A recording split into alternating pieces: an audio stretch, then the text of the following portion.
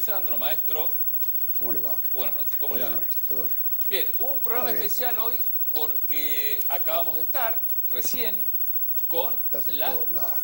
Te veo en todos lados. La vicepresidenta de la Nación, Gabriela Michetti. Estuvimos obviamente en la Casa Rosada, por eso es este programa, es ya como título Intimidades de la Casa Rosada. Estuvimos con la vicepresidenta en estos momentos a cargo de la presidencia de la Nación.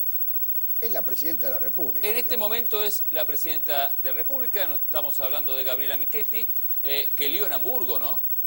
Está el presidente de la Nación ahí, lío con terrible. Con la chomba está, no, sin la chomba. Lío terrible en Hamburgo. Bueno, mientras tanto aquí la presidenta de la Nación a cargo es Gabriela Michetti. Y recibió a Crónica, allí en su despacho, habló de todo. Y lo hizo rápido, es la verdad. Le pedimos y lo recibió. Y nos recibió. No esperamos, perdimos tiempo ni nada por el estilo. La verdad que habló de todo, de cuándo va a sentir la gente la mejora económica, de las elecciones que vienen, de su relación Perdón, admitió que la situación no es muy mejorada, ¿no? A ver, Roberto, escuchemos la primera parte de este reportaje. Bien. Quédate porque, insisto, es una radiografía de este primer año y medio de gobierno, porque habló de todo, hasta de los errores que cometió el gobierno, qué pasó con el tema de los discapacitados. Exactamente. Una gran preocupación de ella. Escuchá, vamos a la primera parte de esta entrevista con Gabriela Michetti.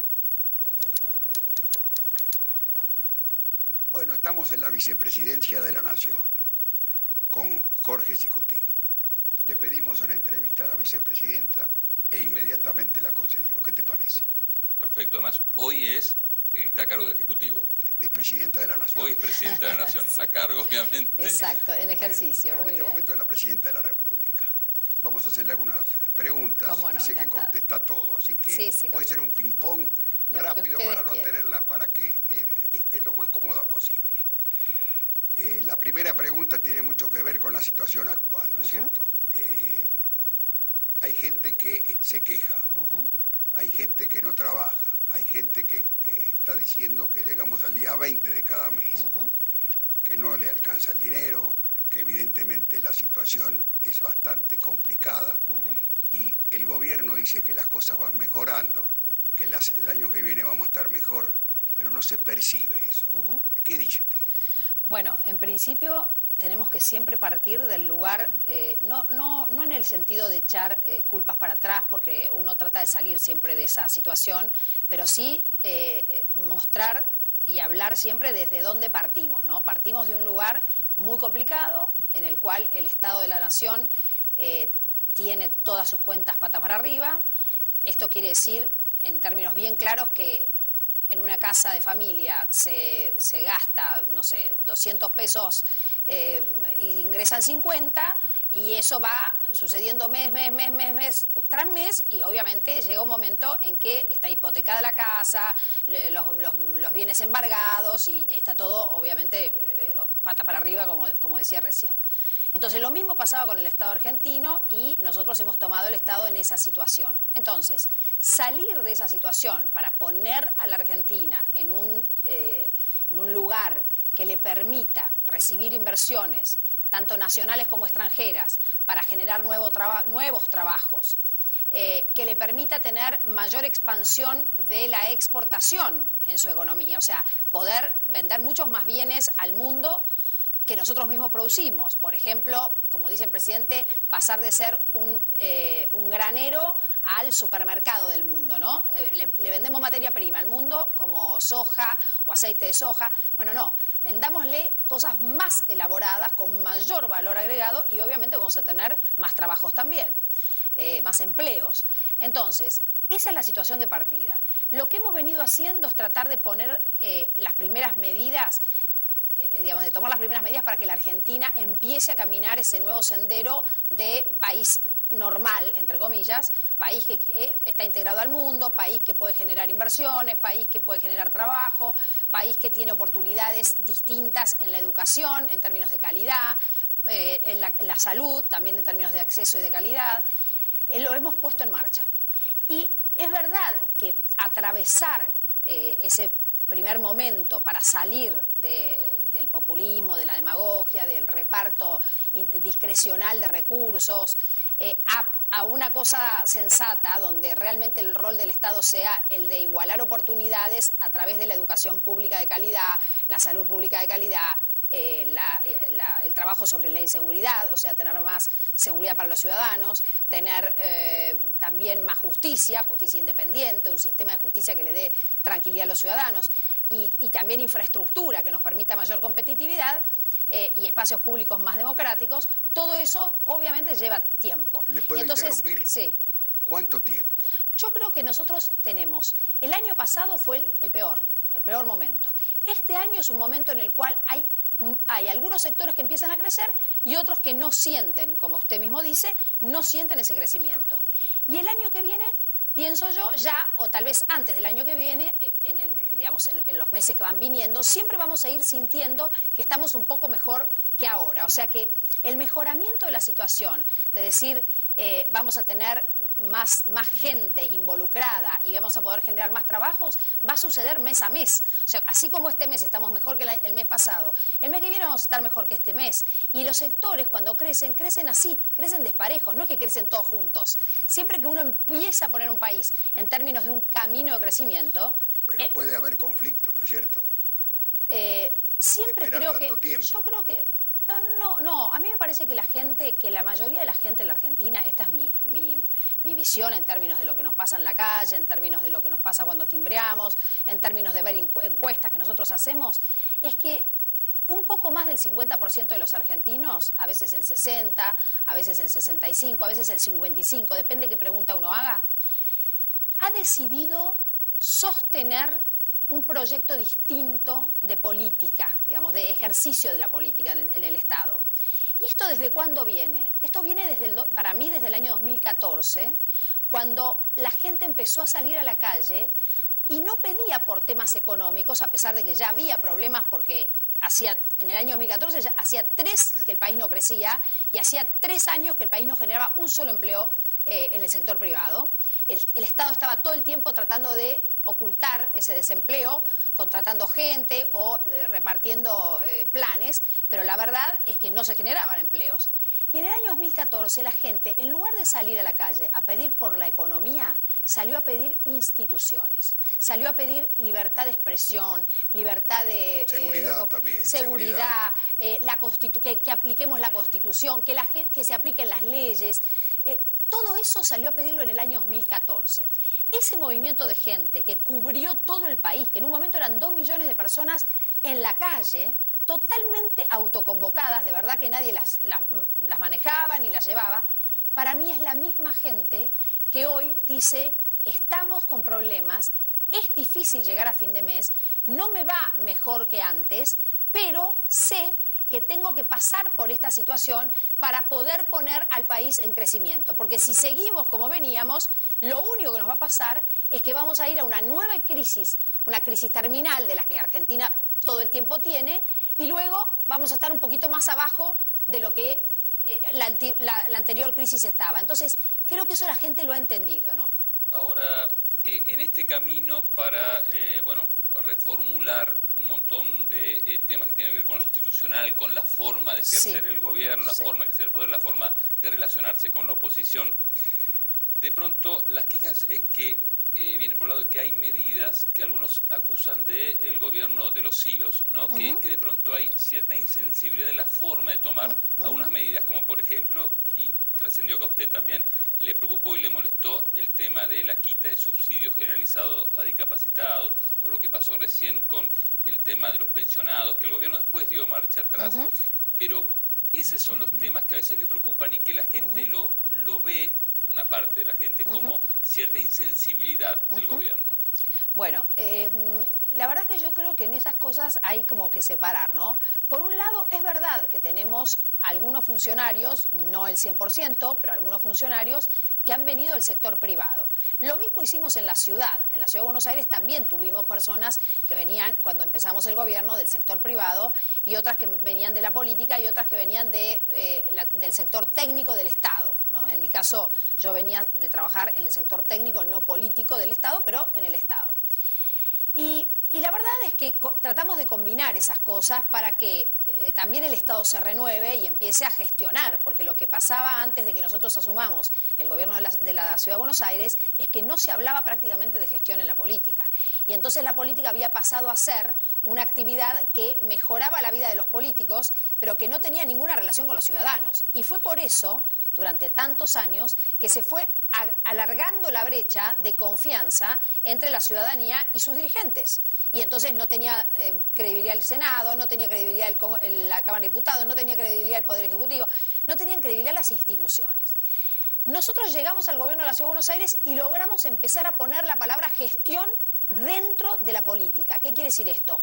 Tenemos que solucionar los problemas de la gente. Si se inunda Belgrano hace no sé cuántos años, si se inunda Palermo hace no sé cuántos años, tenemos que poner eso en solución, en situación de solución, porque la verdad es que mientras no nos pongamos a trabajar en serio por en ese momento era el entubamiento del Maldonado, bueno, claro, como es una cosa que le va a tocar el resultado le va a tocar a la otra gestión, ninguno lo hacía, porque decía, no, ¿para qué voy a enterrar tanta plata si yo no voy a ser el que por ahí vea el resultado, ¿no? Claro. Entonces, todo ese tipo de inversiones que nosotros hicimos, e incluso haber pasado de tener un presupuesto del 3% en la ciudad de inversión al 25% como tiene hoy la ciudad en términos de inversión, también fue un proceso en el que ayudaron a aquellos que venían del sector privado. ¿Por qué? Porque le dieron al Estado, en ese momento de la ciudad, un ritmo, una manera de gestionarse mucho más profesionalizada en términos de resolver problemas. A veces el problema en eso está en el equilibrio. Bueno, por eso. Entonces, lo que yo creo es que, así como pasó en la ciudad, también nosotros lo tenemos que hacer funcionar en el Estado Nacional. Ese equilibrio de personas que vienen de la política con personas que vienen del sector privado, también hay que mejorarlo, día a día. Ahora, en términos específicos que me interesa aclarar, por eso me gusta que me lo hayas preguntado, en el tema de las pensiones por discapacidad, quiero ser muy clara. Acá lo que había era una corrupción enorme con el tema de las pensiones. Se habían distribuido de manera muy arbitraria pensiones que tenían que ir para casos de personas con discapacidad a cualquier persona. 8.000 personas muertas, que obviamente esa pensión la cobraba otro en nombre de un muerto. Había personas que no tenían ninguna discapacidad ni en su familia, obviamente ni en la persona titular de la pensión, que eran profesionales, que se habían enterado de esto y entonces en algún momento alguien pidió y como eran del partido y como eran militantes y no sé qué, se les daba esta pensión. Hay personas que le pagaban a su empleada doméstica el sueldo con una pensión. O sea, hemos encontrado, digamos, disparidades de motivos y de situaciones, pero todas de corrupción, digamos, porque lo que pasaba era que ese dinero que tenía que ir a la política de discapacidad iba a parar a cualquier lado. Casos, por ejemplo, un pueblo que tenía 800 habitantes y había 1.200 pensiones otorgadas en ese pueblo. O sea, una cosa muy disparatada.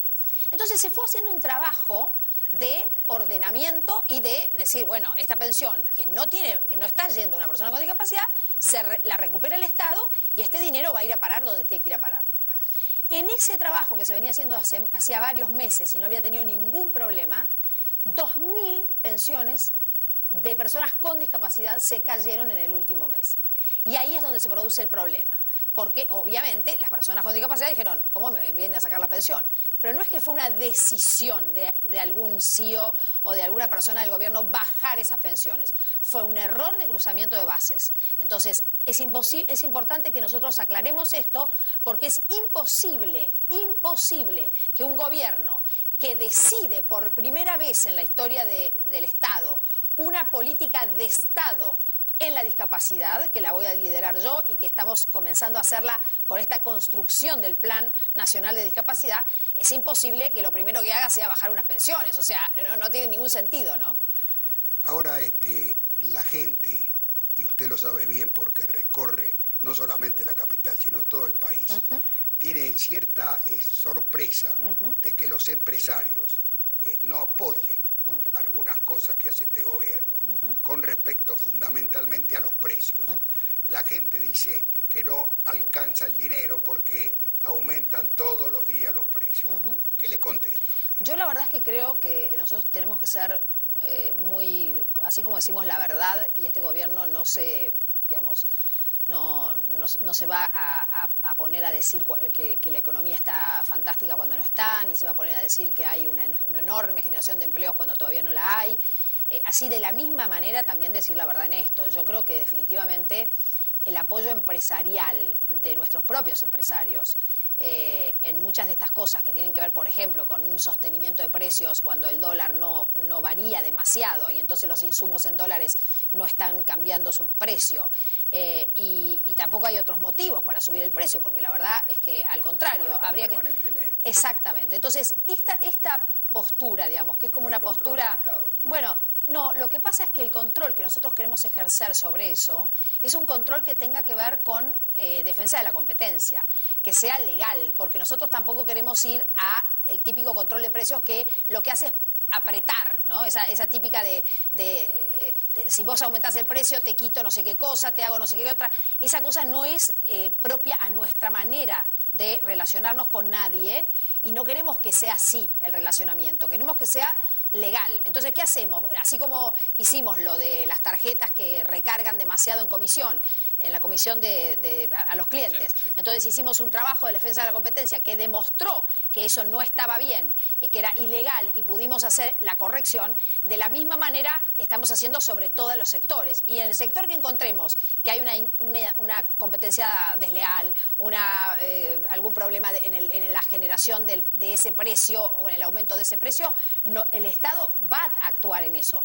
Pero siempre desde la ley, siempre desde la norma, nunca desde el apriete, nunca de la cosa de que a ver cómo, ¿no? Sí, a ver cómo soy yo más duro que vos. Da la impresión que quizá aprovechando ese cambio también, ese cambio de manejo y de relacionarse también con los empresarios, da la impresión que algunos quizá no acompañaron como se empezaron a acompañar y de pronto aprovecharon eso para decir subo los precios. Sí, pero también es cierto, control, ¿no? Pero también es cierto que la gente también es de alguna manera jueza de esas cosas, ¿no? Porque a veces cuando una empresa empieza a levantar los precios, la gente va a ir a comprar los productos de otra empresa y eso también aparece en el mercado, que es el control lógico del cliente, ¿no? Del consumidor, que es un poco también la cosa de mostrar, mira, si me vas a levantar los precios no voy a consumir estos productos, digamos, ¿no?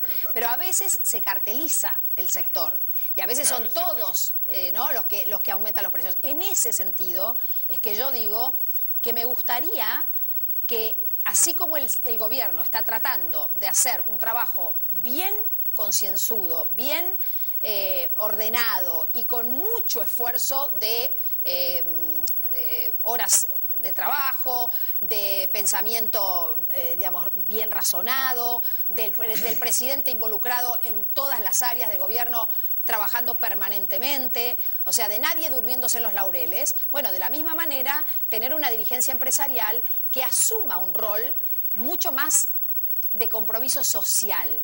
Porque lo que va a pasar es que si el empresariado apoya un proyecto de país que tiene por objetivo fundamental el desarrollo económico y el crecimiento económico, les conviene apoyar, y ellos saben, por eso no se entiende bien qué es lo que está pasando, porque ellos saben perfectamente que un país que crezca económicamente, que crezca en desarrollo digamos, y en integración, les beneficia muchísimo porque sus bienes, sus activos, se levantan muchísimo en precio y valor, y también sus productos, digamos, ¿no? Pero al compás del aumento que producen los empresarios, también el gobierno mete unas tarifas que la gente no las puede pagar. Bueno, les cae de golpe, sorpresivamente, y como dicen bien, no llegan al día 20. Bueno, sueldo que ahí tenemos un problema, ahí Roberto tenemos un problema que es un problema muy, muy difícil de solucionar desde el Estado. ¿En qué sentido? En que nosotros llegamos a un Estado que tenía prácticamente subsidiado casi el 100% de la energía. Esto no pasa en ningún país del mundo, en los países comunistas. O sea, es una cosa totalmente disparatada. El consumo de energía del ciudadano lo paga el ciudadano. Primero porque es un gran regulador del gasto de energía. O sea, si uno tiene que pagar su energía eléctrica o pagar su energía en el gas, obviamente que se va a cuidar mucho más. Y de hecho hubo casi un 10% ya de ahorro de energía. ¿Por qué? Porque hay que pagar, uno tiene que pagar la cuenta y la cuenta le viene más cara si deja la cosa prendida, si gasta demasiado, ¿no? Bueno. Entonces, por un lado, esto no pasaba en ningún lugar del mundo. Solamente en la Argentina teníamos subsidiado de esta manera la energía. ¿Y qué había pasado con esto? Porque no es inocuo. Que el Estado le pague la energía a la gente y que se empiece a quedar sin recursos para pagársela, porque el Estado se quedó sin recursos.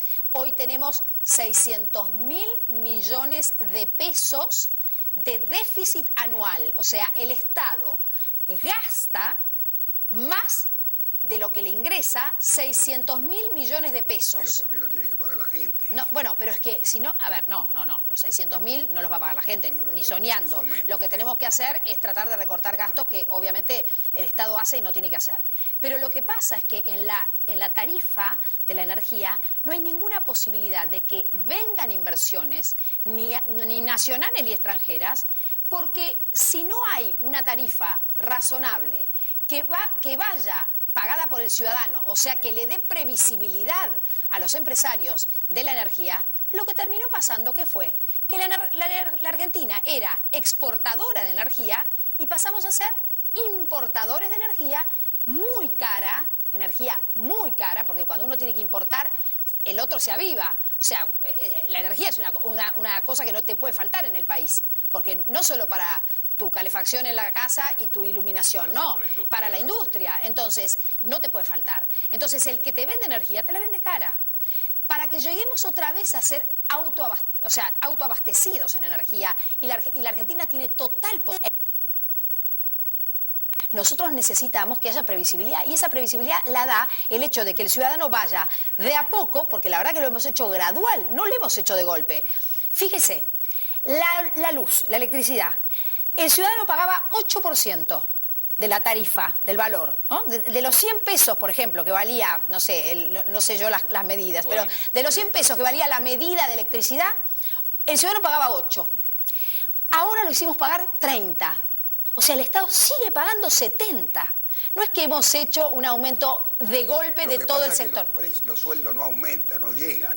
Bueno, los sueldos, las paritarias han ido a la par de la inflación. O sea, hasta ahora lo que hemos hecho es hacer las paritarias a la par de la inflación.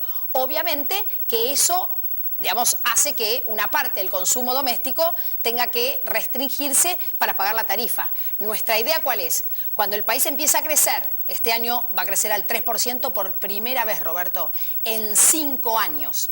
En 5 años por primera vez el país va a crecer, con lo cual el año que viene, sí, va a crecer, definitivamente este año ya tenemos, ya tenemos la posibilidad de decir que tiene un 1% de crecimiento de la economía, con lo cual es absolutamente, un poquito más del 1%, es absolutamente previsible que tenga el 3% como habíamos previsto. Pero lo que es importante es que este 3% más el 3% del año que viene, más un 4% del año siguiente, ojalá que sea más o menos esta la proyección, la verdad es que nos permite pensar que no solo vamos a poder tener sueldos acompañando o paritarias acompañando el ritmo de la inflación, sino que la inflación va a bajar y la paritaria va a poder ir ganando poder adquisitivo y el propio crecimiento de la economía va a ganar poder adquisitivo. Tomamos la palabra, ¿eh? Tomamos la palabra.